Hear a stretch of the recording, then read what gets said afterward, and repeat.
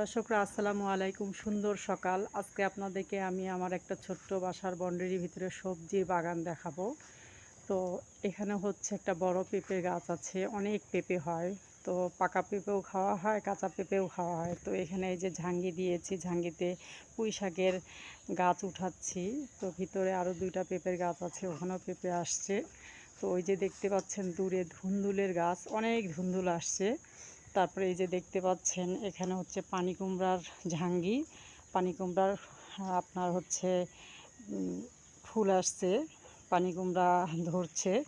তারপরে ওই যে দেখতে পাচ্ছেন দূরে, ওখানে হচ্ছে ধুন্দুলের গাছ, তার পাশে একটা সজনার গাছ লাগিয়েছি গতবার সজনা প্রথম হয়েছে, ইনশাল্লাহ এবারও হবে। তারপর হচ্ছে এটাও ধুন্দুলের গাছ উঠছে। তারপরে যে ভিতরে দেখতে পাচ্ছেন কয়েকটা ঢেঁড়সের গাছ লাগিয়েছি, ভেন্ডির গাছ, অনেক